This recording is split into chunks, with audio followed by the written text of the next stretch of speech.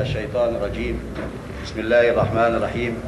الحمد لله رب العالمين، والصلاة والسلام على أشرف المرسلين سيدنا محمد وعلى آله وصحبه أجمعين، وبعد، فإن أصدق الحديث كتاب الله تبارك وتعالى، وخير الهدي هدي محمد صلى الله عليه وسلم، وشر الأمور محدثاتها، وكل محدثة بدعة، وكل بدعة ضلالة، وكل ضلالة في النار. Our guests, brothers and sisters in Islam, Assalamu alaikum wa rahmatullahi wa barakatuh. Here in the center, Islamic Culture Center, we welcome you all. We are very happy to have this gathering tonight, and we hope that we be able to entertain you in so many ways, to listen to the lecture, to participate in questions, and to have that atmosphere, brotherly atmosphere. I know that you are so keen not to listen to me, to listen to our speaker, so I will not keep you away from him. We will start our meeting by asking our Chief Imam in the center, Sheikh Jamal, to do all what is required from him to introduce our speaker.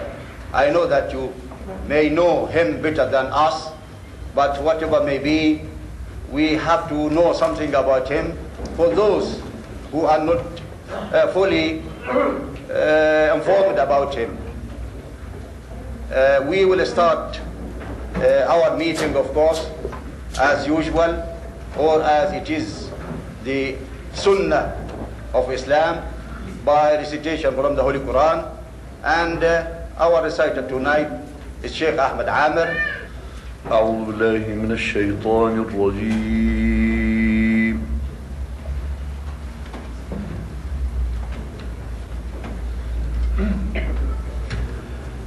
بسم الله الرحمن الرحيم.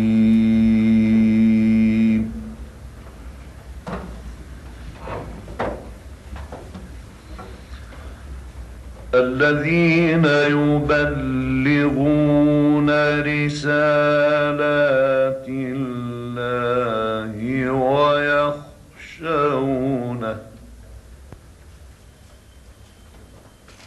ولا يخشون أحدا إلا الله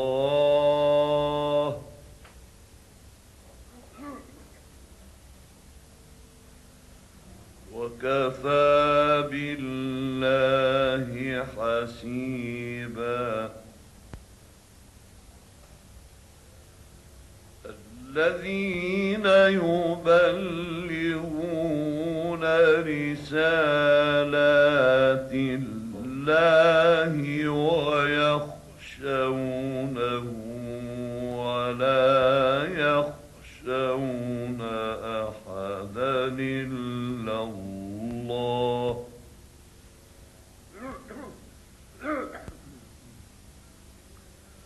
ولا يخشون أحدا إلا الله وكفى بالله حسيبا.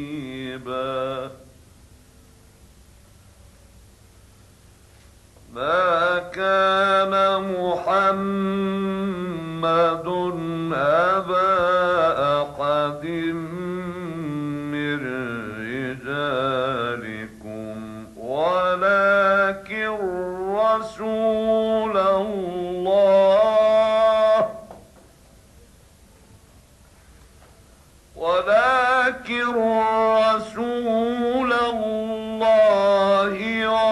وخاتم النبيين.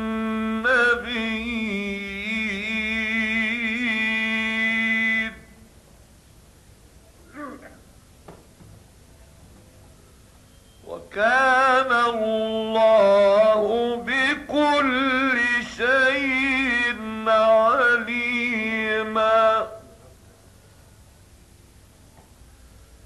يا أيها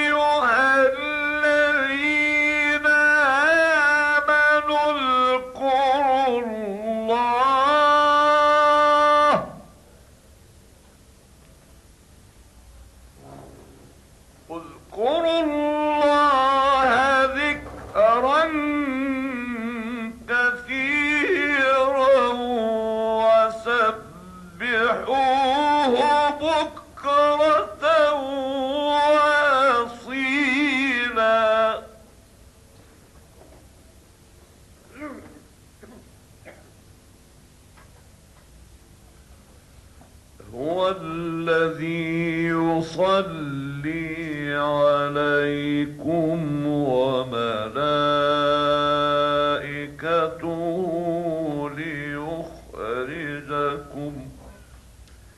ليخرجكم من الظلمات إلى النور وكان بالمؤمنين رحيما.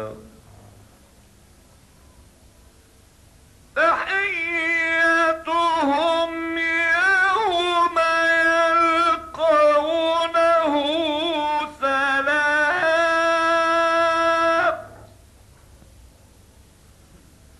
تحيتهم يوم يلقونه سلام وأعد لهم أجرا كريما.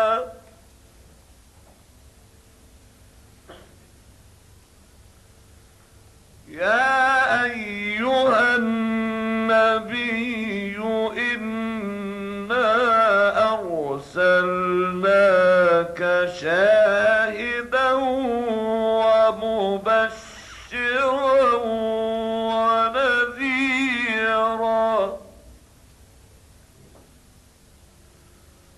وداعيا إلى الله بإذنه وسراجا منيرا.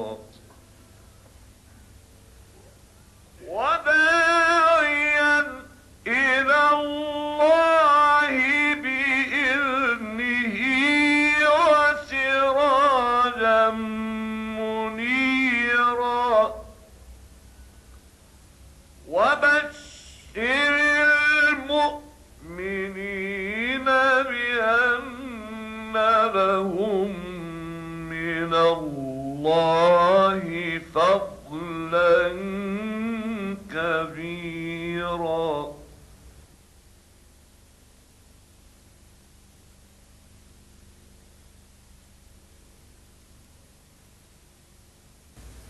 Brothers and sisters in Islam, as my colleague Sheikh Zahran said before, we welcome you all at this Islamic Culture Center. We are glad to have that gathering, to have the honored speaker amongst us, to have also Dr. Clark also amongst us. As a chairman of this meeting, I have a few words to say. Our brother Ahmed Deedat, he is very hard worker man for Islam. He is, of course, from South Africa, and he had done a great deal over there. He has a lot of publication. He also produced many video cassettes, and he has done for the propagation of Islam more than anybody else has done. And we pray to Allah subhanahu wa ta'ala sincerely to reward him for that and to enable all of us to benefit of what he is going to say to us. And I'm not going to hold you anymore, but what remains is just how we are going to conduct our evening. Brother Deedat will speak, and naturally there will be question time after that. But although Brother Deedat look young, much younger than I am, I should imagine 1.5 hour exercise is quite more than sufficient. So for our brother Deedat is going to speak any length he wishes, but we hope the exercise will end, say by, now it's 7:15, let us say we are going to end it inshallah by 8:15. Thank you very much, and our brother Deedat.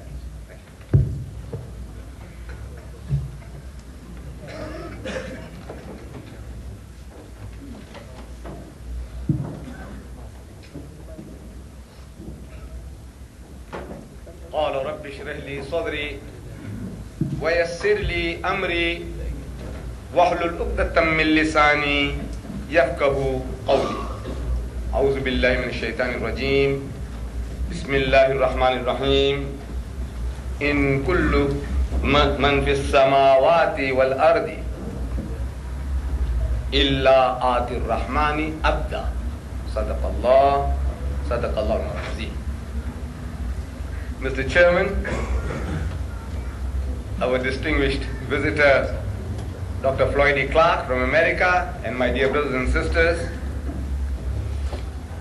the subject, the topic, as described by the chairman, is quite a stupendous task that has been given to me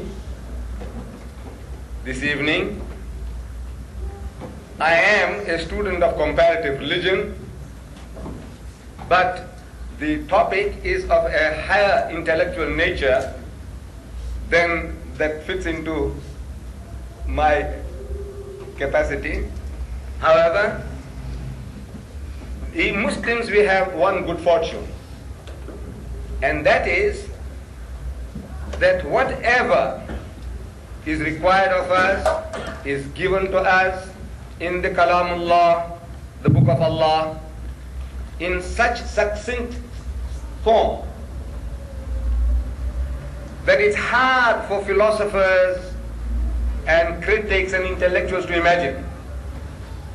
Like one Urdu poet, he put it so beautifully, जो फलसफियों से खुल न सका और नुक्तवरों से हल न हुआ, वो राज एक कमली वाले ने बतला दिया चंद इशारों में. Meaning that what the philosophers couldn't unravel and these critics, higher intellectuals, couldn't find the depth, this mental clad person, the simple man in Arabia, he revealed the secrets in few words. Of course, those words were not his words. They were the words of Allah Bari Ta'ala himself. And in the Holy Quran, in the verse that I read to you, that secret is given. What is the relationship between man and God in Islam? I read to you a verse, a very short verse. And that verse occurs in Surah Maryam. Surah Maryam, verse number 93. In kullu man fis samawati wal ardi illa atir rahmani abda. That none in the heavens and the earth will come before his creator except as an abd, as a servant, as a slave. Our relationship with our maker is that of a master and a servant, of the owner and his slave. This is the relationship in a nutshell. And we leave it to the philosophers and the intellectuals to go on rambling about all the other details, but in a nutshell, this is it. He is our maker and we are his slave. Now, there is a difference. You see, this question as the reason for the subject that has been given, because I was amazed at the title of the subject. And just last week, for the first time, I saw it on paper. This is what I'm expected to speak here. I was amazed because I had sent some 20 different topics.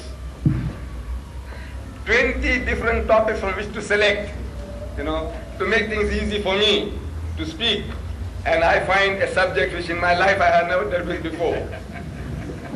So I was wondering whether they were trying to catch me out or do what. This was what the Jews were doing to Jesus Christ again and again. I know. The motives of the Jews and that of our brethren is not the same, as has been explained. See, the Jews were always wanting to catch out Jesus, catch him out. They come to him with a poser, with a riddle. They said, Master, Rabbi, Maulana Sahib, Shaykh, must we pay tribute to Caesar or not? There was a catch there. If he says, yes, pay tribute, they will say, this man is a stooge of the government, he can't be our Messiah, the man we are waiting for, rejected. If he says, don't pay, they won't pay. When the government arrests them, they say, look, our Messiah says so. So he gets into trouble with the government. Either way he loses. Heads I win, tails you lose. So Jesus Christ, God inspired, is asking the Jews, where is the tribute money? this tax money. And they show him a coin. So he said, whose inscription is this? This is Caesar's. He said, well, render unto Caesar what is Caesar's. What belongs to him, give it to him. So he gets out of the difficulty. I don't know if it is that easy for me to get out of the difficulty. How? Now our Christian brothers, fellow countrymen, we are in an ocean of Christianity, they have certain attitudes about this relationship, about which they boast. Their boast is that they are not like the Muslims. The Muslim says, I'm a slave of God, I'm a servant of God, Muhammad sallallahu alaihi wasallam is a servant of God and the slave of God. This is we are his sons. We have a father and son relationship with God. See, that is the boast. On account of that, I think the intellectuals are having it out. Our chairman, you see, they are on an intellectual level, so they go to these professors in the universities and they have these dialogues or trilogues as has been described. But now I am very, very fortunate in this, that because I haven't got that capacity, nobody questions me on that level. The Christians, they don't question me on that level because they question me on the level that I speak. So the difficulties are not that great. Now, this relationship that the Christian boasts about father and son relationship, is it superior to the Islamic concept of a master and servant relationship? Verbally, verbal gymnastics when we carry out, maybe the other one sounds more glamorous. You know, he's our Father, the loving Father in heaven, and on and on. So, an amazing thing, this beautiful attribute, the Father in heaven, it's a lovely attribute for God Almighty. But this attribute is totally ignored, rejected in the Quran. You know, in the Holy Quran, Allah Bari Ta'ala gives us some 99 of his attributes. 99. Crowning with that crowning jewel, Allah. It's like a necklace of pearls with that crowning jewel, Allah. 99 names, 99 pearls with a big pearl, gem, Allah, giving us a total concept of Allah Bari Ta'ala. And in these 99 names, Father is not one of them. It's an amazing situation. It's a miracle of the Quran. This very simple fact that for 23 years, this man of God consciously or unconsciously kept that word Father out of the book is a miracle in itself. For 23 years, this word is being dangled before him like a golden carrot. Catch it, and he doesn't catch it. He is, as Allah describes himself in the Holy Quran, Wallahu alladhi la ilaha illa hu. He is Allah, besides whom there is no other God. Al-Malik, the King, Al-Quddus, the Holy One, As-Salam, the source of peace and perfection, and on and on and on. 99 different names, but Ab is not one of them. Instead of Ab, we have Rabb. And Rabb is a far more difficult word than Ab. A-B-B, Ab, in Arabic, in Hebrew means father, Abba, Ab. Rabb, R-A-B-B, Rabb, Lord, cherisher, sustainer, evolver. Rabb is a harder word, but it's Rabbul Alameen. Rabbul Alameen is Rabbul Alameen. Alhamdulillah, Rabbil Alameen. Rabb. Ab is out. It's a miracle. Because in his environment, from the human point of view, if I challenge anybody to say, come on, can you in your religion give me some attributes of God? This illiterate man in the desert, he gave us 99. We know it's not his effort, it's not his work. But since the non-believer says Muhammad wrote the book, it's right. He wrote the book and he gave us 99 names, attributes. I would like you to give me half a dozen. Come, try. And try out these intellectuals, these professors, these DDs. Try them out. Come on. Give me attributes of God. So, almost the very first one will be the Father in heaven. He's loving, he's merciful, yes, he's just, yes, and on, and he can't go beyond a dozen. The greatest intellectual that you will come across, he can't go beyond a dozen. I said, this illiterate man in the desert, if you say he did the job, he gave you 99. So he said, well, he was a genius. And a genius can do 10 times better than the ordinary clever guy. Maybe so. But I said, you see, that is not the real miracle. The real miracle is that he kept this one out. The one that is kept out, that makes it a miracle. Because it's there before him. For 23 years, it's being dangled before him. The people are talking about the Father in heaven, the Father in heaven. Oh, Father which art in heaven, hallowed be thy name, thy kingdom come, thy Father in heaven. And that word Father is never used for Allah Bari Ta'ala in the Quran. Why? It's a beautiful word. It's a good word. If Jesus Christ used it, beautiful. We can't find fault with it. But this word has created certain misconceptions. For that reason it's kept out. Not because the word is bad. There are so many words which we use in common speech, but for certain reasons we eschew certain words, like the word comrade. You know what is comrade? A friend, a companion. What's wrong with the word? Beautiful word. But we will not use it. More especially in America. I think people are more terrified of the word comrade than here, I think. You know, you people are a bit more broad-minded, the British are. Comrade. What's wrong with the word comrade? Nothing wrong with it. But as soon as you say comrade, in the mind of the hearer he thinks you are a communist. Association. By association. So by association the word is contaminated. By itself the word is beautiful. Comrade. By itself the word father is beautiful. But by association with other ideas, where in this environment, the Christian is always talking about the Father in heaven, yes. He says, Jesus is son, yes. But they say, you see, this Jesus is not a son like any one of God's creatures. No, no. He is the begotten son. You see, in the catechism, the Anglican catechism, it says, Jesus is the only begotten son, begotten, not made. He is the begotten son, don't make a mistake. Not like Adam. Adam was made by God. Every dog, pig and donkey was made by God. As such, metaphorically, he is the father of everything. He is the creator, cherisher, sustainer, father of everything. But the Christians say, no, not like that. Jesus was begotten, not made. See the association now. So Allah Bari Ta'ala, He says He does not beget. وَقَالُوا اتَّخَذَ الرَّحْمَنُ وَلَدًا. And they say that Ar-Rahman, the merciful God, has begotten a son. So He says, لَقَدْ جِئْتُمْ شَيْئًا عِدًّا. It's one of the most abominable assertion one can make. The worst swearing you can give Allah is this. To say that Allah begot a son. So the association now.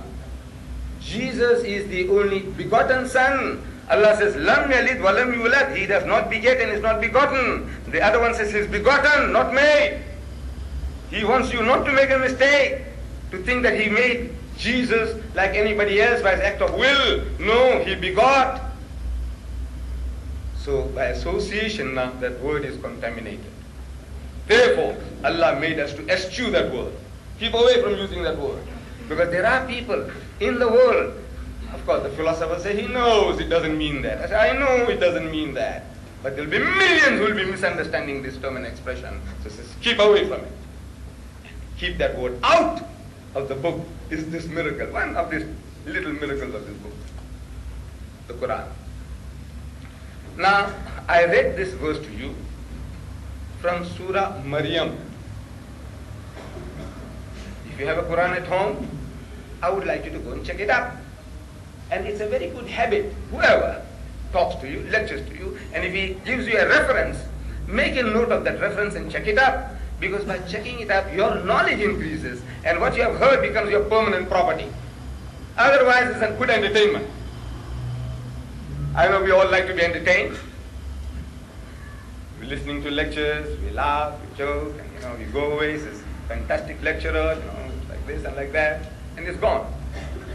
But if you delve a little deeper into what the man has said, more especially with the references, and when you're checking it up a second time, whatever was said becomes a permanent fixture in your computer. And from there on, you can pass it on, and it becomes firmer and firmer in your mind.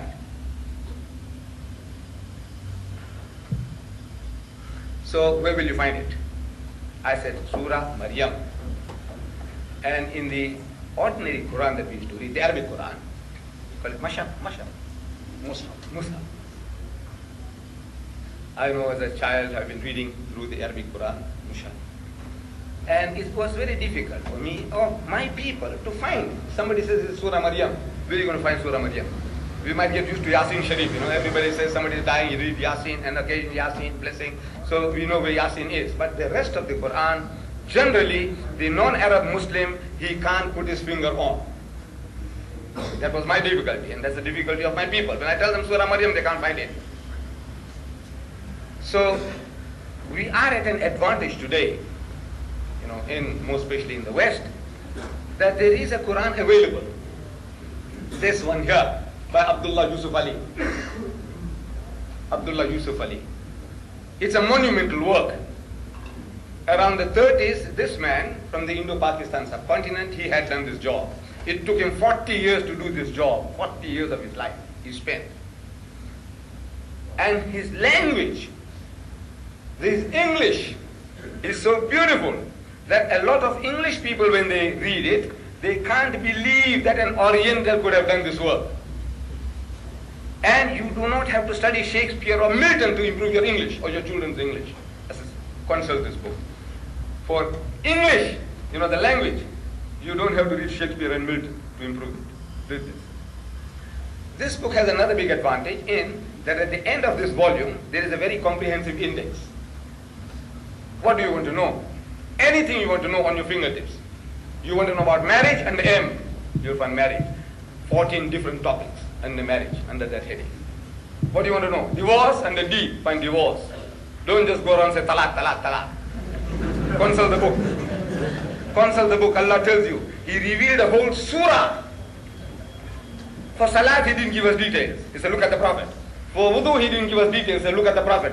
For song, he didn't give us details. He said, look at the Prophet. Watch him, see him, what he tells you, you do. But for talaq, he wouldn't tell us, look at the Prophet. No. Which means he would have to divorce one of our mothers to show us how to divorce. So he goes out of his way to reveal a surah called Surah Talaq, divorce. But who knows about it? My people, I know. When the wife puts too much salt in the curry, or the samosas are too hot. So he tells his wife, he says, my mother used to make better samosas than these. So he says, why don't you marry your mother? So he says, talaq, talaq, talaq. Finish. Yeah, that's my people. I don't know about the Arabs, I don't know how they do it. But I know the Indian Muslims in my country, that's how we do. You get angry, easy way out. Easier than eating peanuts. You have to shell them. This you don't have to shell. Talaq, talaq, talaq. Job is done. I said, look, Allah Ta'ala is giving you. He's taking the trouble. Whole chapter. But nobody seems to have read it. Nobody seems to have read it. So I said, open up. And the talaq, divorce, it will tell you how to do the job. You won't regret if you did it the way Allah wants you to do. You won't have to do that thing called halalu. Halalu, I don't know whether you people know what halalu is. My people know it, you see, in South Africa. So, what you want to know? Surah Maryam, the brother said Maryam. So under M, you find Maryam in italics. Every time a word occurs in the index in the italics, you know it is the name of a surah. You see Maryam, it says 19. So right, open chapter 19. I said verse 93, now it's easy to find 93. You see? So easy. Wallah, everything on your fingertips. And this book is readily available. I took the trouble before leaving South Africa. I sent down 2,000 of these. Deluxe editions. Printed in Hong Kong. Wallah, printed in Hong Kong. Imported into South Africa and exported to London. And in South Africa, I give people money back guarantee. I says, you have 90 days, 3 months. You keep the book, you read the book, and you return it. Your money will be refunded to you in full, plus £1 extra for your trouble. That's the type of business I do. And alhamdulillah, I'm very successful. I don't have to be here. I'm successful. Right. So you see, this ayah in Surah Maryam, it was preceded by those other words, where Allah says, وَقَالُوا اتَّخَذَ الرَّحْمَنُ وَلَدًا. They say that Ar-Rahman, the merciful God, has begotten a son. So Allah reacts. So لَقَدْ جِئْتُمْ شَيْئًا عِدًّا is one of the most abominable assertions one can make. So تَكَادُ السَّمَاوَاتُ يَتَفَطَّرْنَ مِنْهُ. As the skies are ready to burst. وَتَنْشَقَّ الْأَرْضُ and the earth to split asunder. وَتَخِرُّ الْجِبَالُ حَدًّا and the mountains to fall down in utter ruin. Such a horrible swearing they're giving Allah. This is it. Father and son relationship. Such a horrible swearing.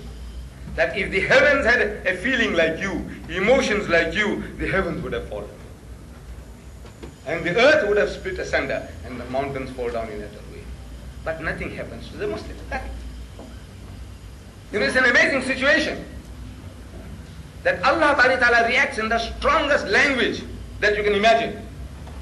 That if you want to swear me, if you want to abuse me, you can't abuse me anything worse than this, to say that I begot a son. Allah begot a son, because begetting is an animal act. It belongs to the lower animal functions of sex. I'm asking the Englishman, again and again. When I read his catechism, an Anglican, Christian, I said, excuse me sir, tell me now, when you say beget, begotten son, begotten, not made, what are you trying to emphasize? Will you please explain? What are you really trying to tell me? And believe me, in 40 years, no Englishman worth his salt ever opened his mouth. No Englishman. It had to be an American. It was in a mosque. I was talking to him. I happen to be one of the guides in the largest mosque in the southern hemisphere, which is in Durban. I do a job of work, you know, where we have, last year we handled more than 12,000 tourists. And we don't just entertain them, allow them to see the sights. And it's, oh, this marble came from where? From Spain, and the chandeliers came from Turkey, and the terrazzo work, and the carpet came from Persia, and the teak came from Burma. Dead things you're talking about. These people that come to our masjids, they want to know you, what you stand for, not these dead things. Because perhaps they have better dead things than these in their own homes. But this is the usual practice. You go to the Blue Mosque, you go to the Muhammad Ali Mosque in Egypt, well, the mosque in Washington, D.C., I've been there, and I see the same procedure. You know, where the marble came from, and the terrazzo came from, and the carpet came from, and the Turks did this, and rubbish, garbage. The Americans is garbage, all garbage. So I do a job of work. And in this, I talk to people, ask them questions, they ask me questions. So it happened to be an American. I was telling him, I said, look, speaking English, that's his also mother tongue, English. He's American, but he speaks English. So I said, will you tell me, when you say begotten, not made, what are you trying to emphasize? What are you trying to tell me? He said, it means, I said, what does it mean? He said, it means sired by God. Sired by God. That is the word they use in animal husbandry, you know, the type of thing they do, you know, artificial insemination and the natural processes. They said this horse was sired by that one, and that was his father, and it was sired by that one, and sired by that one. It's an animal term used in animal husbandry. I said, what? Where is it sired by? So what? He said, no, I'm only telling you what it means. I didn't say that that is what happened. You see? This is what it is. It's a beautiful way for you to start with your fellow countrymen. You know, when they talk about Jesus Christ, the only begotten Son, begotten, not made, because God had many sons, but those are metaphorical. See, Adam was created by God. He was not begotten. Jesus was begotten, not made. So you ask him very nicely. He says, look, we are people from the East. Maybe you are second or third generation English, British, yeah? But most of us I see are first generation people coming, and that language also betrays some bit of Pakistan or some bit of Bangladesh and some bit of Hindustan in their tongue when they speak English. It betrays to me, says, look, where you come from? I know where you come from. You see?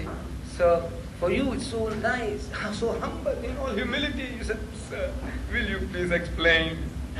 When you say begotten, not made, what are you trying to tell me? I don't understand. Will you please make it easy for me? And wallah, no Englishman will ever open his mouth.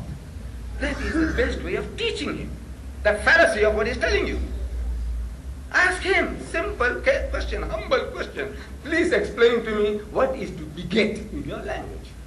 When you say begotten, not made, what are you trying to tell me? Now, this is the main reason why. In Islam, we say you approach Allah as an abd, as a servant, as a slave. And the slave of God is a free man. He is a free man. This idea of father and sonship, we know what it has done to the mentality of people. That familiarity they want to create with God. And what that familiarity has done to them. See the example is there before you. In America, you see it. You see it here in Hyde Park. When I was here, I saw it on TV. 8,000 gays in London's Hyde Park advertising the way. Last June, in San Francisco, not this June, the previous June, 300,000 sodomites, which you call them gays, they gathered in San Francisco on a pilgrimage led by 50 lesbians on motorcycles. This is the type of attitude you have towards God. You know, he's like a friend to you, like your bosom pal. You know, you can behave anyhow you like with him. That awe, respect, reverence is gone. So, when you think like that, you behave like that. But now people generally ask, all these things, now how do you get to all these sort of things? Which school, which university, which Darul Uloom you went to? Wallah, I went to no university, I went to no Darul Uloom. How does all these things come about? So that you see, I left school at the age of 16. I passed what is called Standard 6. And I was working in a country shop, some 25 miles outside Durban, a country shop in the country. And across the valley from where the shop was an American mission called Adams Mission Station. It was an American port mission, Amanzim Todi, on the south coast.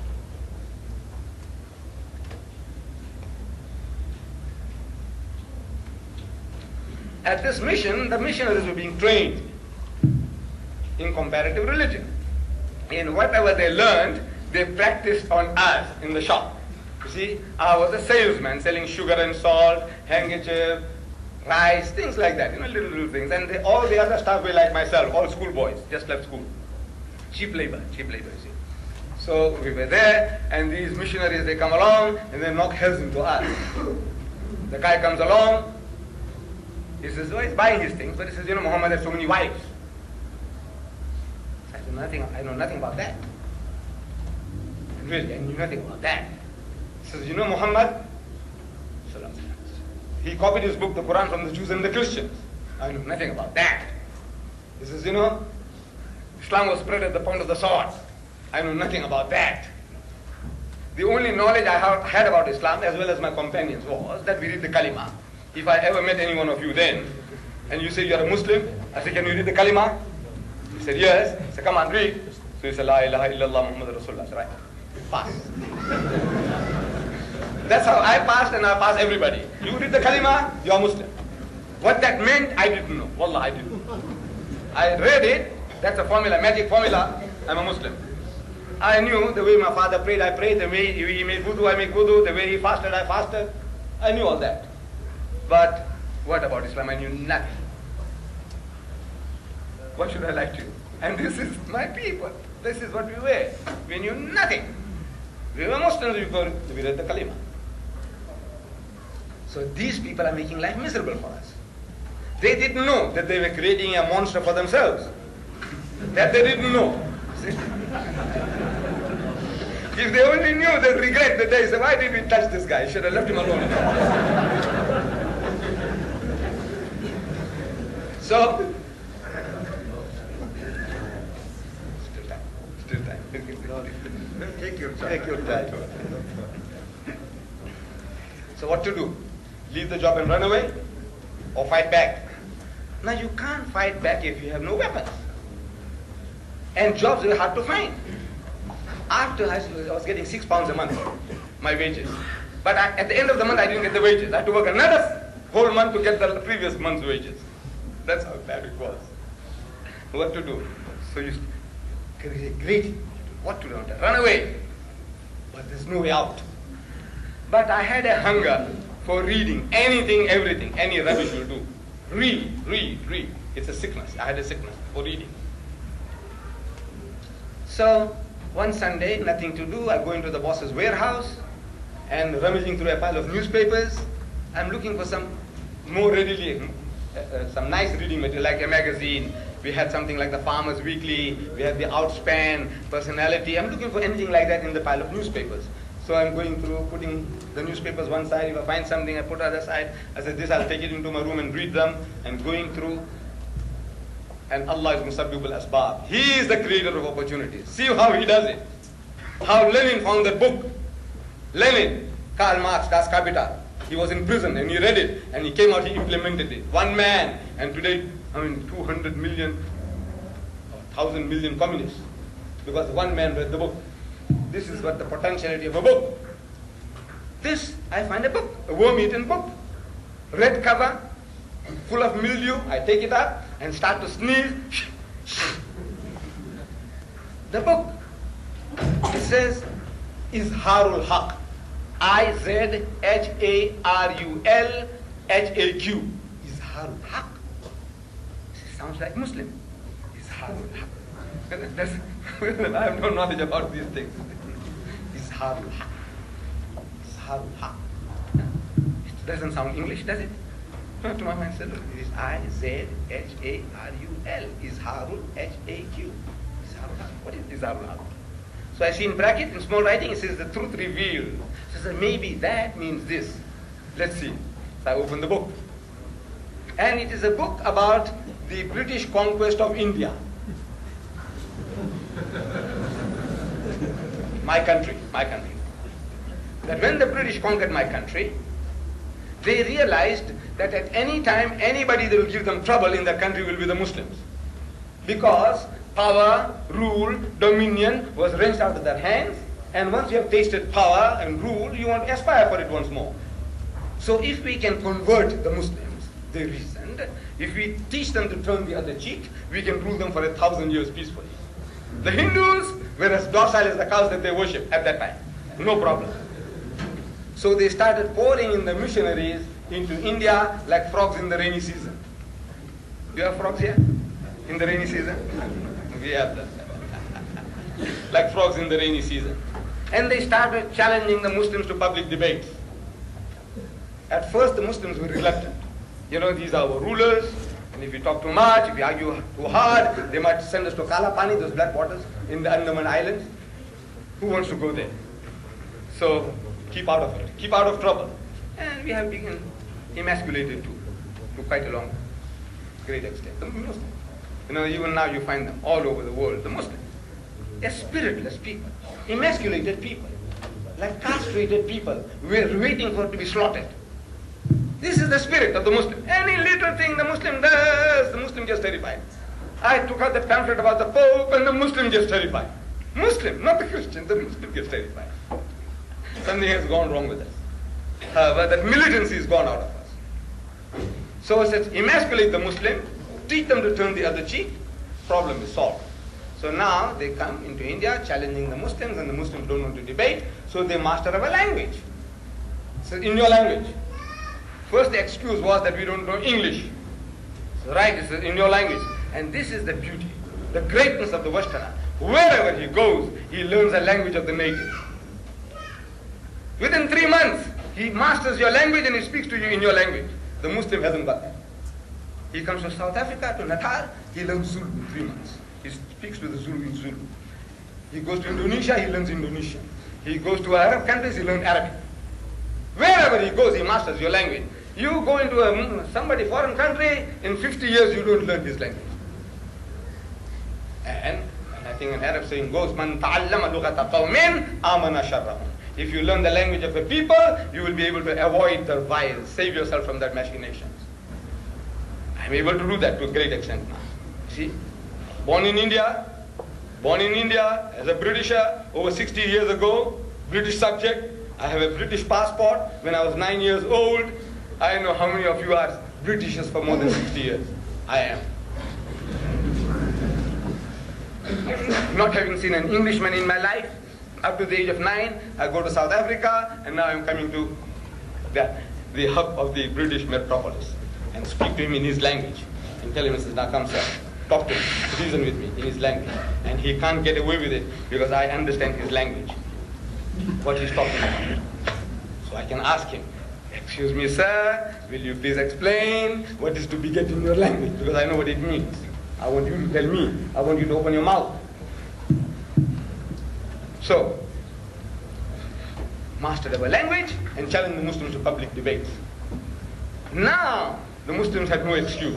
The young men tell the elders, they said, look, Saab, you know, if hamari zaban ke andar hamare saath bahas karne mangta hai, this guy wants to debate with us in our language, how can we say no now? So Maulana Abdul Aziz of Delhi, he was forced to take up the challenge. And there was a reverend founder from England who was taking a lead in that debate expedition. And according to the appointed time and date, the debate starts. And I'm told in that book, I'm reading this in the book, that 100,000 people gathered at that great meeting. I don't know how voice was carried those days. But somehow the people loved it, they enjoyed it. Even if they didn't hear, they could see what's going on at a distance. 100,000 people gathered. And the Reverend began, Reverend Paul. So he began by requesting the Maulana.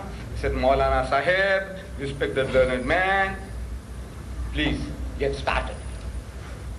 So the Maulana Sahib reasons. He says, you are our elder brother.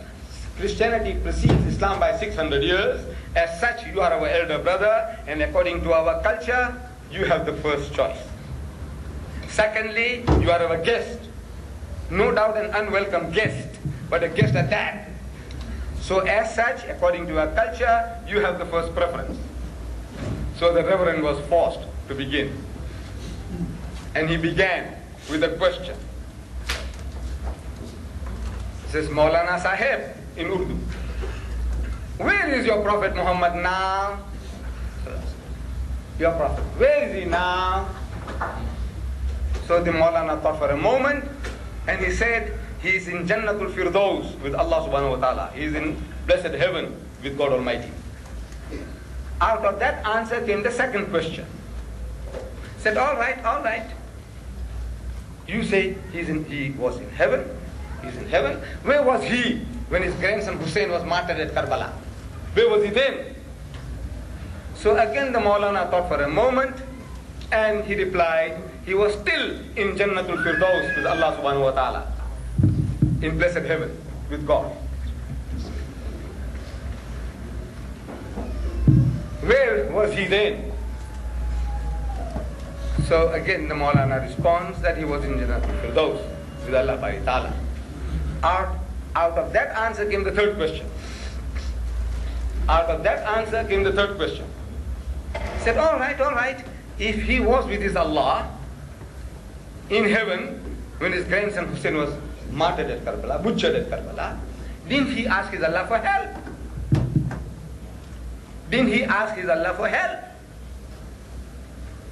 So there was a long pause.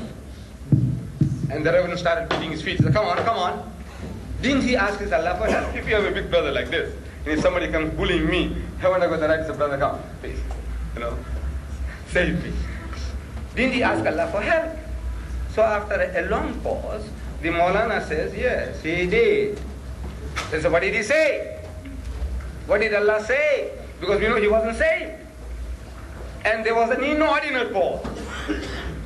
So the priest started beating his feet once more again. Come on. So the Maulana and the people felt the battle is gone. Battle is lost. Maulana ne humko mara diya. Khalas, he's finished that. Come on. So the Maulana said, Allah began to cry. So what? Allah cried? He said, yes, Allah cried. He said, I couldn't save my own son Jesus. How can I save your grandson?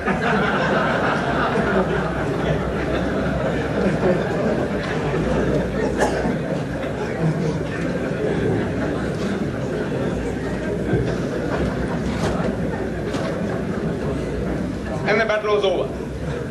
You see, it was a matching of the wits. It has nothing to do with truth or falsehood. See, you try to be clever, you try to catch him out, he catches you out. Catch as catch can. You know that you do in wrestling. There's all in wrestling, there's catch as catch can. This is intellectual catch as catch can. Catch the other fellow out, he's trying to catch you out. But since then, the Christians have evolved different systems. They have, sophisticated. They're more sophisticated now. So they come into this, the verse I quoted you from Surah Maryam. So they have tried to find fault with the Quran.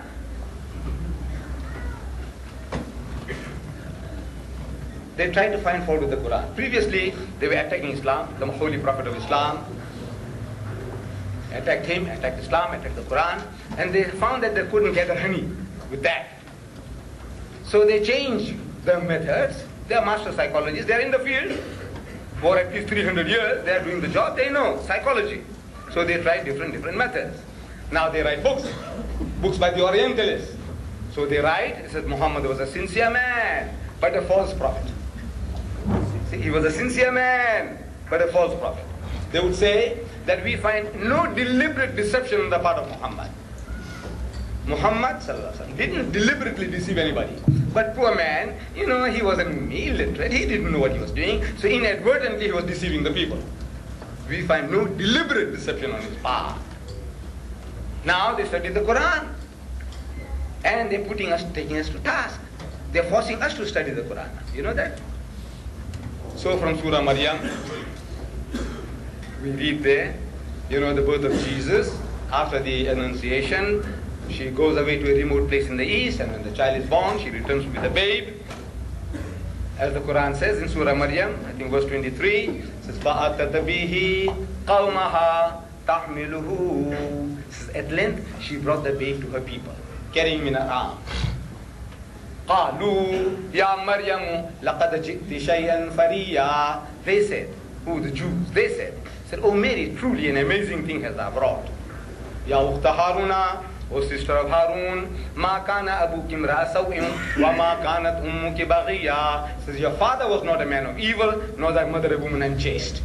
They are insinuating, how is it that you brought this child without a husband? You know you are not married. Alleging that this child is illegitimate. Your father was a good man, your mother was a good woman, and now you bringing this child, being an unmarried girl. What is she to do?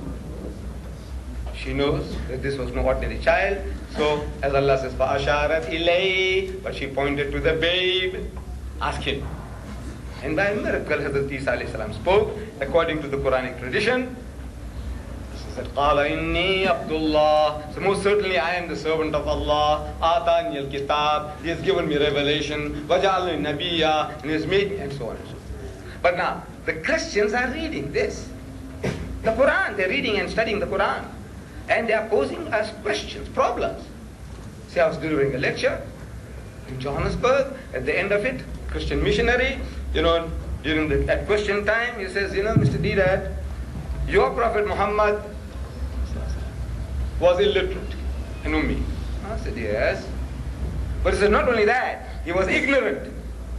An ummi, an illiterate person, might be able to lead. God has given him self-knowledge, intelligence, and he can still lead, though he can't read and write. But an ignorant person will mislead people. So your Prophet, not only he was an ummi, but he was ignorant. So I'm asking, what are you talking about? What are you referring to? He said, look in the Quran, chapter 19. It says there, Ya ukhta Haruna, O sister of Harun. Who? To Maryam alayhi salam. He said, you see, your Prophet didn't know the difference between this Maryam, the mother of Jesus, and that Maryam, the sister of Hazrat Musa alayhi salam and Harun alayhi salam. They had a sister called Maryam. The Westerner calls her Miriam. In Hebrew is the same. This Miriam and that Miriam are the same. In Arabic, this Maryam and that Maryam are the same. But for convenience, they call this one Mary, and the other one they read in the word Miriam. See, they anglicize this one Mary, but it's Miriam, same. So you see, your Prophet didn't know the difference between this Maryam and that Maryam. He's confused. So he says, a man who doesn't know the difference. There's 1,300 years difference between that Maryam and this Maryam. And your Prophet didn't know. So poor man, he's misleading the people. He's thinking that this Maryam's father, was Harun. Probably she had a father called Harun, or brother called Harun. He says, no, he's confused. See, now this is a new study they are doing now. You have to be prepared now. You have to, and I think, alhamdulillah, they are actually forcing us to read the Quran. Without these people, we are still carry away Khatmul Quran, chanting away, without knowing what we are chanting. They are now waking us up. They say, look, this is something wrong here. So now you have to put on your thinking cap, go to your alims and find out what is all this thing about. Is there any truth in what they are saying?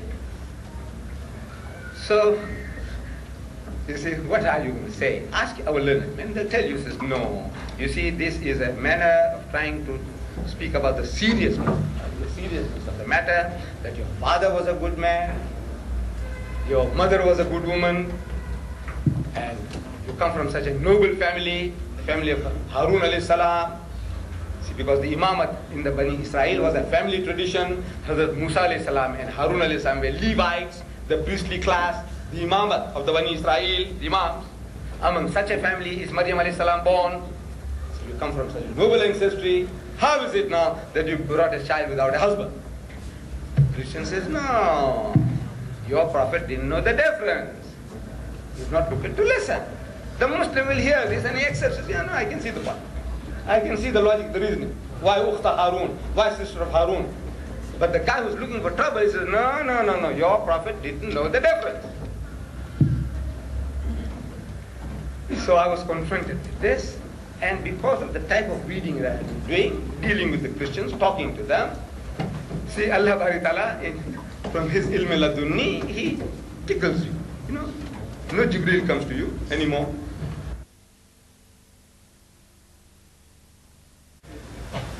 Anybody you come across who tells you he's hearing voices, send him, take him to a psychiatrist. I don't hear voices. But Allah Bari Ta'ala in his wisdom, he gives it to you. Ilm ladunni is from his own presence. You get it. So I said, the answer to your problem is in your own book. This problem you are creating, the answer is in your own book. He said, where? I said, the first book of the New Testament, the Gospel of St. Matthew, chapter 1, verse 1. I don't know whether you'll forget. Book 1, chapter 1, verse 1. The answer is there. To your problem about Ukhta Harun. He said, what does it say? I said, it says, this is the generation of Jesus Christ. The birth of Jesus, his ancestry, his genealogy. The son of Abraham, the son of David. Right? He said, right. That's what he said. The son of Abraham, the son of David. So he is Abraham's son, and he is David's son. Abraham is his father. David is his father. And then in the book of Luke, this is Joseph the carpenter, who being the son of Joseph. Joseph is his father. In the book of Mark, it says God is his father. A guy who's got 4 fathers. What do you call him in your language, colloquial language? What do you call him? A man who's got 4 fathers. What do you call him? I'm asking him, what do you call a guy who's got 4 fathers? What do you call him? He said, no, it doesn't mean that. He said, what does it mean? He says Abraham is his father, David is his father, Joseph is his father, God is his father, he's got 4 fathers. Jesus Christ. He said, no, it doesn't mean that. What does it mean? He says, no, you see, he comes from the prophetic tradition of Abraham and the kingly family of David. He's the supposed son of Joseph the carpenter, but really he's the son of God. I said, you see, and that's what I'm telling you, that Ukhta Harun does not necessarily mean sister of Harun. Is son of Abraham doesn't mean son of Abraham. Then why should it say the brother of sister of Harun mean sister of Harun? Now this is a different type of knowledge. You agree?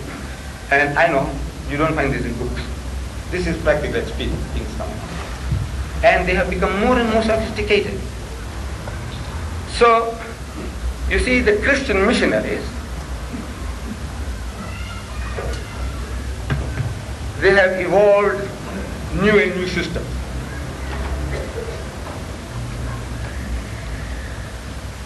We had a Professor Spencer in the University of Durban, Westwood. He was a missionary. But he was the head of the Department of Arabic and Islamic. A missionary, a Christian Englishman, he was the head of the Department of Islamic Studies and Arabic. And our children went to learn Arabic and Islamic under his tutelage. And he was having side swipes at the students. And the poor students can do nothing, they know nothing. Like what I was some 40 years ago, they are in a similar position. So they come complaining to me. So, you know, the professor said this, and the professor says that. I said, look, you know what you do? Get this professor over a cup of tea and call me. This is my job. But for some reason, months went by and years went by, nothing happened. Then we had a Muslim professor coming, Professor Nadwi and a Dr. Nadwi. They took charge of this department. I am telling them, get this guy for dinner and call me. He is my man. He is my meat. Call me. Say, look, that is where I say, call me for things like that. The things that I know, that I can, you know, sparkle before you. See? I don't have to apologize for anything. That is how Ikrami Muslim will treat me like that. What I know is that, tell us, what have you got? Give it to us. What I have. What I haven't got, you're asking me, you're embarrassing me.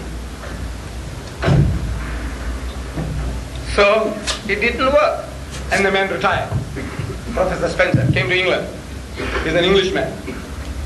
After some years, he returned to Durban on a holiday. And he comes into the arcade where I have my offices. Next door to me is my ex-secretary. He's got an Islamic bookshop. So he goes into the Islamic bookshop, you know, to browse around to see what's going on there. So my secretary, ex-secretary, he recognizes the man, Professor Spencer. He says, you know, Mr. Deedat is next door. Would you like to meet him? My secretary knew that we are yearning to meet him. So he said, yes. So my secretary, the ex-secretary, he's got heart trouble. Blood pressure, heart trouble, and he rushes. This man, Spencer, is also an old man, about my age. So he rushes and comes to me. He says, you know, that professor, you know, and he says, he understands our language. Don't talk our language. He says, but before he could finish, the man is there in the doorway. He said, good morning, professor. Good morning. Come in, sit down. They sat down. Professor Spencer. Sit down. So what will you have? Something hot or cold? He says, cold will be all right. It is a hot day. Let's get to orange juice. I tell my young man, get to orange juice. So while he's getting the orange juice, he says, there's no time to waste. Time is too precious. So I'm asking the professor point blank. I says, Professor, you know you are a master of Arabic and of Islamic. You are the head of our department. With all that knowledge of yours, how is it that you haven't accepted Islam yet? Of course, I know our brothers, learned brothers, they have, you know, more polite, refined, you know, polished ways of dealing with things. I say, my brothers and sisters, please, you'll have to excuse me. I am a van driver, a lorry driver, a furniture salesman, and from that talking, I have talked myself into this position. Don't expect from me all those nice, polished and fluencies and all that. You wait, you'll get some other people coming by with all those qualifications. You listen to them. I am myself. So I said, right, why aren't you accepting Islam? Why haven't you accepted Islam yet? You said, this guy is too crude. I said, look, what do you want me to do with him? Play marbles with him? So he said, have you got the Arabic translation done in the Arab country of Yusuf Ali? I said, I'm thinking, what's wrong with this fellow? I'm asking him, why haven't you accepted Islam? And he's asking about an Arabic translation of Yusuf Ali done in an Arab country. I said, look, Professor, all the Yusuf Ali's translations, whether done in India, Pakistan, Hong Kong, Singapore, Beirut, anywhere, they are all the same page for page. The only difference is, you know, by photostatic process, small or big, or finer paper or thicker paper makes it, you know, different in thickness, but otherwise, page for page, every Yusuf Ali's translation is the same. So no, I want to see one done in the Arab country. I don't know why. So I had one where I was sitting, so I take it down and say, give it to me. Funny, I am asking him, why haven't you accepted Islam? And he wants this Arabic translation, so I give it to him. And he opens the place, and he gives it to me, he says, read. Actually, he's answering me. He's answering me why he has not accepted Islam yet. But I can't catch the joke, I'm a bit slow. For a professor, I'm a bit slow. See, I was first like that, why haven't you? But now he's, you know, his old, you know, English way, polished way, diplomatic way, he says, read this. So subsequently I found out that it was Surah Hijr, I think verse 39. So I read it. It says, قال ربي بما أغويتني لأزينن لهم في الأرض ولأغوين لهم أجمعين. So I read that. I read that. And I read the meaning. It says, Shaitan is telling Allah Bari Ta'ala, says, oh my Lord, since thou hast got me in the wrong, now I will mislead all these people, Ibn Adam, take them out of the way, and make evil things fair seeming to them, and mislead the whole Bangalore of them, as he's doing to us. That's what I'm going to do, because you got me in the wrong. So I read that. I said, yeah, so what? He says, you see this word aghwaytani? I said, yes. He said, it doesn't mean that thou got me in the wrong. It means you misled me. You have misled me.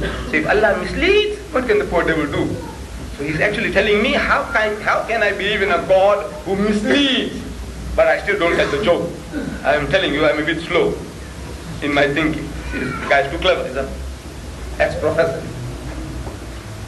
So I'm reasoning with him. I said, look, professor, surely there could be two different shades of meaning. One, what you say, and one, this one, what is written here. I said, no. Have you got an Arabic dictionary? I said, no, I haven't got it. Even if I had, I couldn't consult it. I said, no, I haven't got it. He said, it means you misled me. Allah misleading Shaitan. So I said, you know, professor, look, this simple English word run, R-U-N, run, has got 90 meanings. 90 different meanings. R-U-N, run, 90 meanings. Why not in Arabic, then you have 2 meanings? I'm just simple, my common layman's logic, you see. If run, R-U-N, run, got 90 meanings, and you can't contradict me, then why not in Arabic this word have 2 meanings? No, aghwaytani means aghwaytani, you misled me. So I said, professor, look, this is what the devil is saying. And the devil will say devilish things. That's his nature.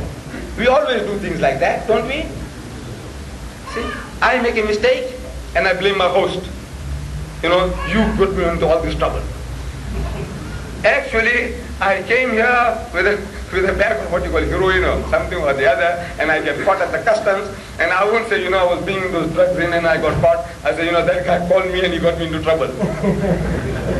This is man. This is what man does. So Shaitan is doing this devilish thing. He said he made the mistake, and he says that Allah got him in the wrong. Allah didn't say. But I says, you know, in your Bible, God says he misleads. In your Bible, God says he misleads. Here Shaitan saying if it is right, that you misled me. That's a devilish thing to insinuate. But that he's a devil. He's talking devilish things.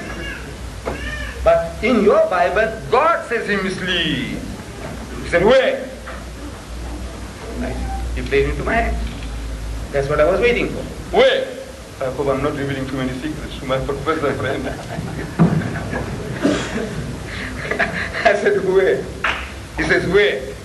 I said, you see, when God commanded Moses to liberate his people, he tells Moses, go and talk to Pharaoh, tell him, let my people go. Let my people go. Free them. But I will harden his heart, says God. I will harden his heart that he will not let go. So I can give him one whack, one plague. So he did it, exactly. He goes to Pharaoh, says, let my people go. So Allah hardens his heart. He says, no. So Allah gives him one hit, one plague. And he sends Moses again, go again. Tell him, let my people go, but I will harden his heart. So he will not let go. So he can give him another bang, another hit. And 9 times he did it. So I said, you see, in your book, God misleads, according to your book. Here, Shaitan is insinuating. There, God is saying. So he stood up, and he ran away. He said, Professor, where are you going? Professor, look, I want to arrange a meeting for you in the city hall of Durban. He's not listening, he's running. He'll never darken madrasa again, finish. But you see now, this is my field. Yeah. My knowledge comes from experience. People are making me to, they're forcing me to think. They're making me to do things. Allah, He is Musabbibul Asbab. This is how creates opportunities, and that is how I get my knowledge. So therefore I can speak on that level. Any other level you want from me? I says, no, you are unfair to me. I must apologize. that I fall far short of your expectations. Please forgive me. With these words I say, I'm very, very grateful for this opportunity and for this fantastic audience. May Allah Bari Ta'ala reward you all, and pray for me that maybe I live another couple of years to carry on with this work of Allah Bari Ta'ala. Wa akhiru da'wana alhamdulillahi rabbil alamin. Thank you very much.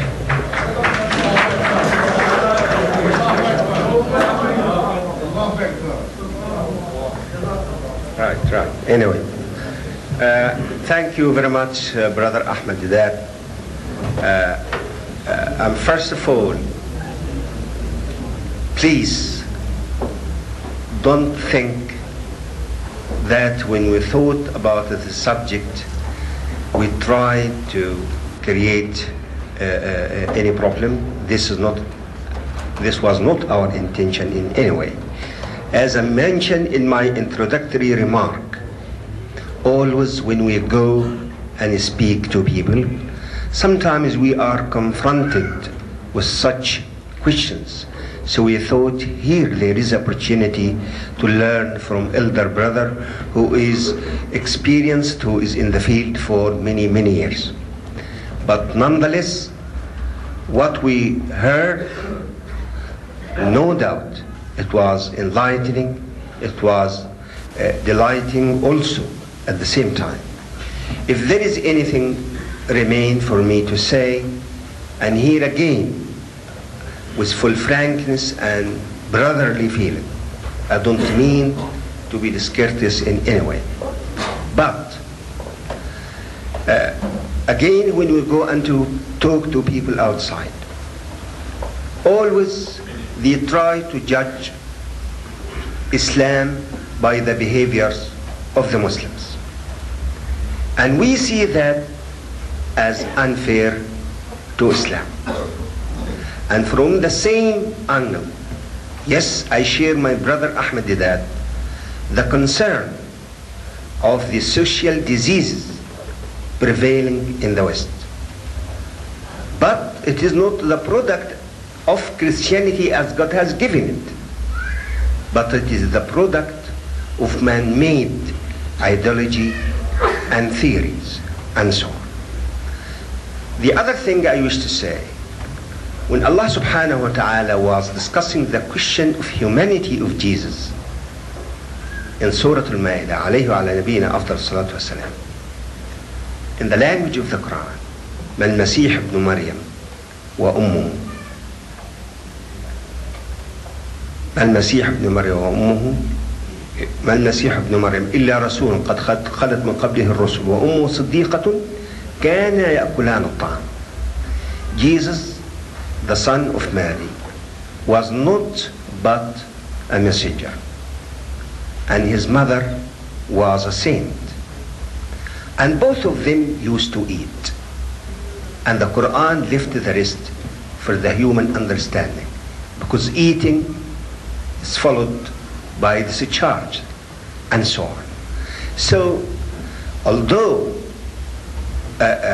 blunt language sometimes it has to be done, it has to be adopted as electric shock, but on certain occasion again the Quran tries to lead us on certain sensitive area to use some sort of what Brother Ahmed Deedat rightly said, those intellectual, or those people who call themselves as intellectual, sometimes they run after words and try to polish things and so on.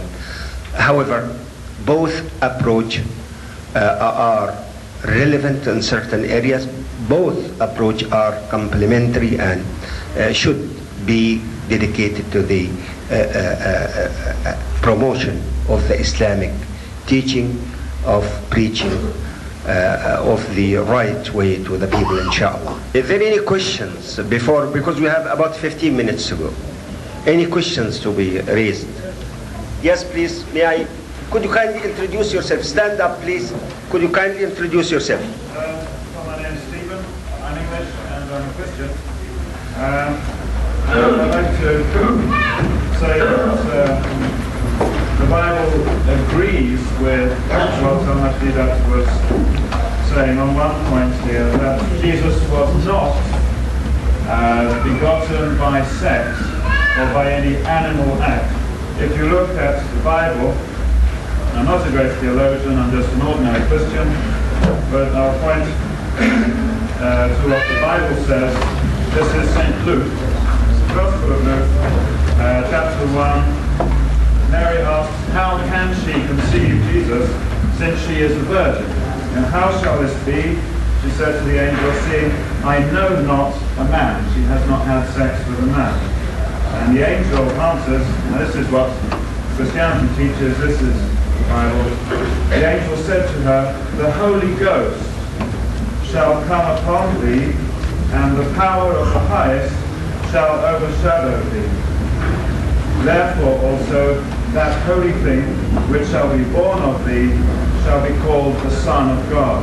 Now this is not an animal act, this is the Holy Spirit coming upon Mary, overshadowing Mary.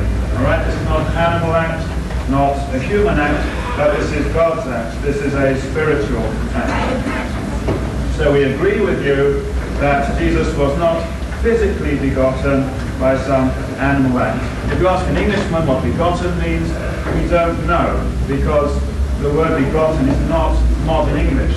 It's not a common word because it doesn't happen every day.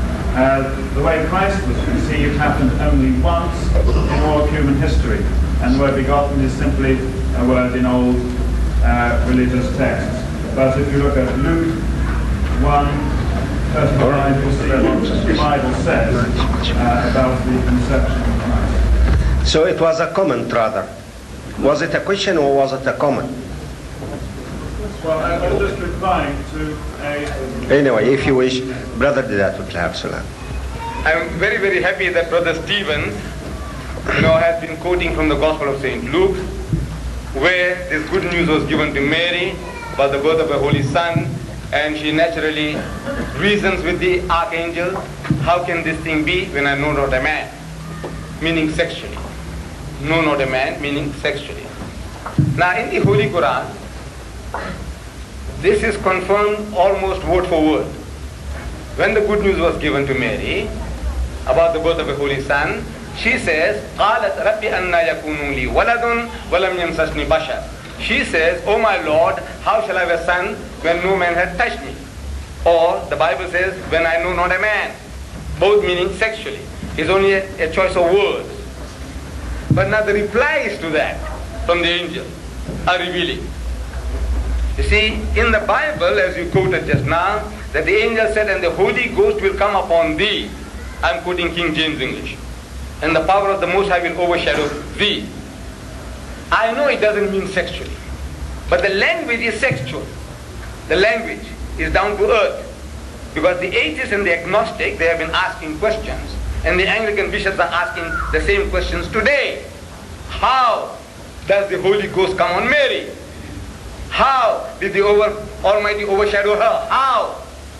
Now the Quran says, the answer to that says, وَإِذَا قَضَى أَمْرًا فَإِنَّمَا يَقُولُ لَهُ كُنْ فَيَكُونُ. Said with that, whenever he decrees a matter, he merely says to it, be, and it is. And God wills it, and the thing comes into being.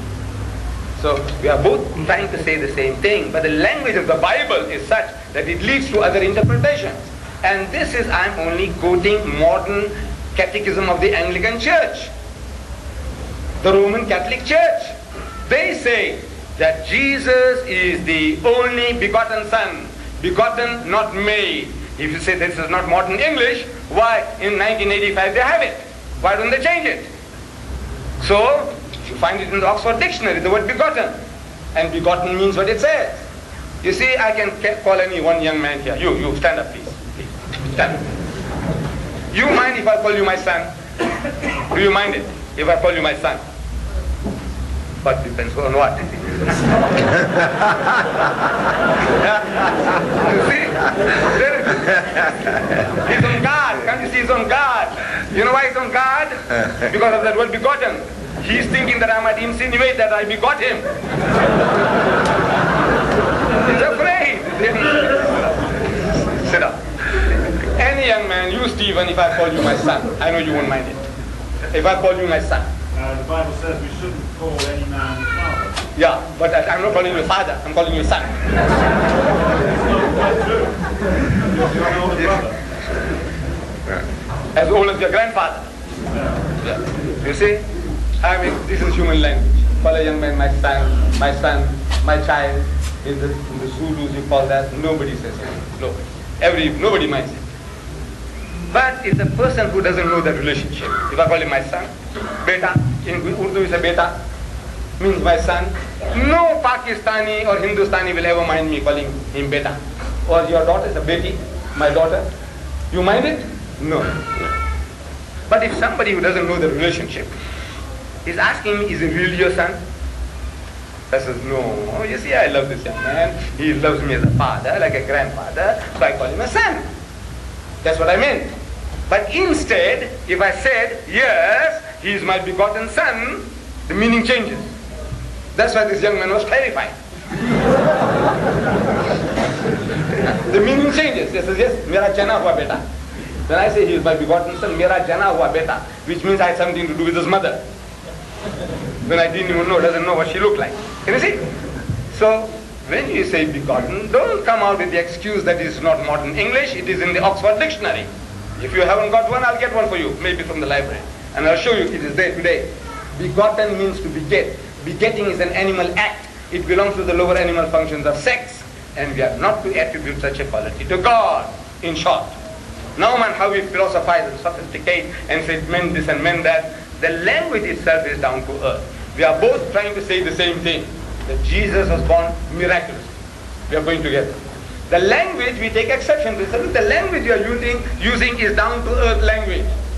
For God and our relationship with Him, we must use the sublime language befitting Him and His relationship. You don't talk like you're talking to any Tom, Dick and Harry, your friends. See? So the exception that the Muslim takes is to the language that is being used. Any other questions in the meantime? Yes, just your name. Could you kindly identify yourself? Yeah. Sayyid Ahmed Shah.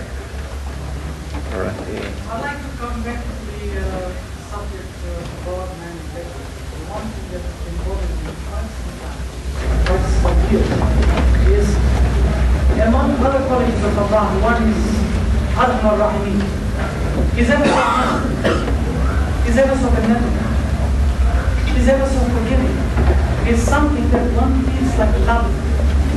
Now, if I were to consider love, then I'm not confused about fear of God, which is being bombarded or created from time to time. Fear of God.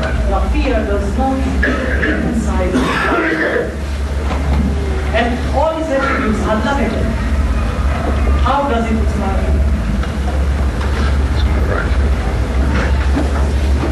If you read Yusuf Ali's translation, this translation, I tell you it answers all your problems. You see, I think Surah Al Imran, say, Ya ayyuhal lazina amanu, O you who believe, it says, fear God as you ought to fear Him. Ya ayyuhal lazina amanu, O you who believe, haqqa tuqatih. Fear Allah as you ought to fear Him. How do you fear Allah? Abdullah Yusuf Ali does it beautifully. He gives us in his commentary 3 different types of fears or 4 different types of fears. What is fear? He starts to explain. There is a fear, he says, number 1, of a coward. A cowardly fellow. He's afraid of darkness, he's afraid of heights, he's afraid of this, afraid of that, afraid of everything. He said the abject fear of the coward, which anyone should be ashamed of. Everyone should be ashamed of. There is another type of fear, the fear of a reasonable man who wishes to avoid harm to himself or to someone he loves. My brother is driving too fast. So, now the fear of protecting his friends, his family, forces him to slow down. He wants to drive 100 miles an hour. But he's a reasonable man. Or he sees the signs there prohibiting him, your speed limits. They'll catch you, they'll find you. The barrier line, you cross it, you'll be fine. So he's a reasonable man, he's trying to avoid harm to himself or to his family and friends. It's a laudable quality, that fear. And there is another type of fear which is akin to love. That you love this object of love so much that you fear to do anything against the will of the beloved. Like in a crude way, I can tell you about my wife. You see, I love her. You know, she's been my life partner for more than 40 years, and had it not been for her, I wouldn't be here. You know, she encouraged me that I left her at home and I'm here for a month, going round and round, all that. But I have a certain love for her. And there are things that I will not say to her for fear that it will hurt her. You know, she's so sensitive. My wife, I'm revealing the secret to you. She's so sensitive that if I want to kill her, I don't have to touch her. I don't have to touch her at all. I don't have to give her cyanide. I tell you, with words I can kill her. I know her. I just have to say something every day. And she'll be dead. I tell you, she'll die. I know that being 40 years being with her, I can kill her like that. And no law in the world can get me. No. But I fear to do that. I want to have a second wife and a third wife and a fourth wife. I'm human. I'm an animal by nature. And I am polygamous in my mentality. But I can't do that. Why? I fear my wife. What? She's going to hurt me? No. She's so frail. If I blow, she'll blow away. She's big and strong. But no. That fear, I fear her, is a love. My love for her, I describe it in another word, I say I fear to hurt her. But that fear is not fear of she hurting me or killing me or doing anything to me, nothing. Is that love. That is the fear of God. See, which Sulaiman alayhi salam says is the beginning of wisdom. The love of God. That you, because you love God so much, that you will not do anything to go against His will and plan. That fear. So there are grades and grades of fear. The first one, everybody should be ashamed of. The second one, a reasonable man, he must take. You know, makes you to behave correctly. Fear of what? Getting hurt. Getting your family hurt. That fear is reasonable. And this fear is the bedrock of the love of God. Thank you. Sheikh Zahran proved himself very right when he said he's only a humble man, pretending that he doesn't know. You can hear his answer. You can listen to his answer now. Yes. You talked about relationship between God and man being one of a master and servant or slave. In my understanding, the most critical aspect between relationship between God and man, or Allah and man, is one of love. There's such a position where Allah is free to love man, and man is free to love God. If man is a slave of Allah, he has no freedom to exercise his responsibility to love Allah. He is just an automaton. I'm sure everyone here, in their hearts, need to be loved by God. I need to be loved by God. If I'm a slave by God, cannot allowed to do anything, then I cannot exercise my freedom to love God. God, in my understanding, the beauty of the father-son relationship is that the son has that freedom to love his father God. And in that position, Allah returns, or God returns as a father. And he cares, he loves, he teaches, he nurtures, he disciplines, he guides, he beautifies the lots in that relationship. And all that time there's that security in a father-son relationship, that the man is tied to his creator God as a son. So my question to you is, if God is all-powerful, which we all believe, why in his power cannot create a father-son relationship? Because to me, the most important event in the whole of history is the fact that man has been reconciled to God. We won't go into how that came about, I'm sure that we discussed on Saturday. But to me, if you're going to dismiss this father-son relationship, then you are dismissing the most important thing to man to know God. Right. Are you going to come? As I said, you see, these are just words we're using. Whether we use this term or that term, Jesus Christ is spoken of in the scriptures as the servant of God. That servant is an insult to him. He is a servant. So we said, look, we are his servants. If Jesus is a servant, we are his servant. servant and master relationship? Why can't you love your master? You know, only as a son. What about the prodigal son? The father and son relationship? A slave can love his master, Right. but he does not have the freedom to express that love. Why hasn't he got the freedom? This God Almighty, look, He's given you the freedom. Adam, the first man, was he given the freedom of choice? Yes, he was. Right. So he was his servant and slave, is owned by the master, and yet he gave him his freedom. He said, look, I'm telling you now, go and enjoy yourself in the garden, eat anything except the fruit in the midst of the garden. You shall not eat, because the day that thou eatest thereof thou shalt surely die. And yet the man went and ate.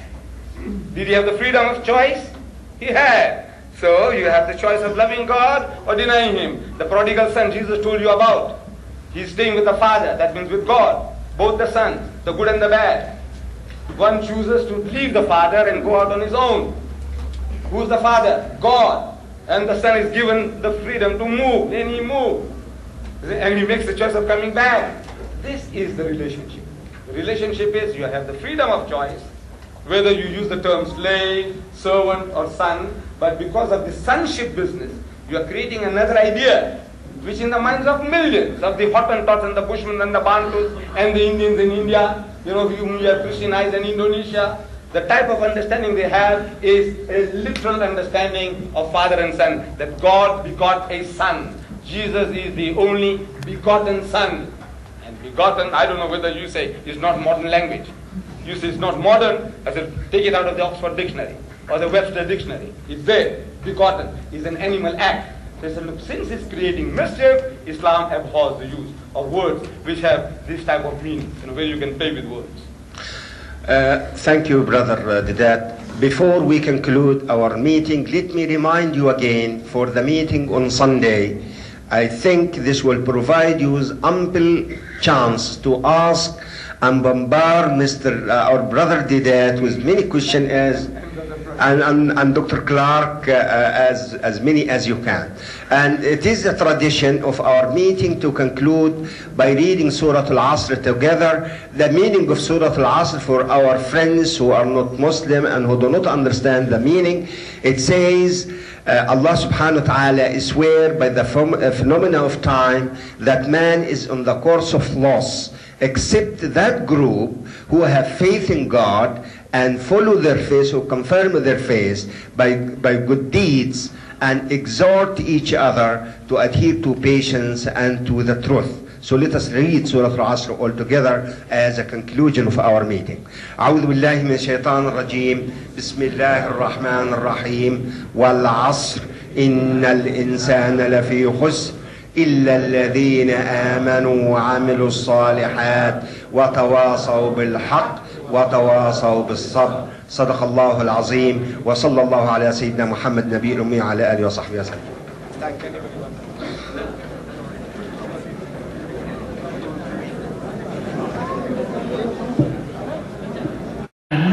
Is indeed from God. Does it contradict itself in as much as it says, okay. Therefore Jesus was born, He died and He rose again. The second question, if God... Oh, I'm sorry. The rules...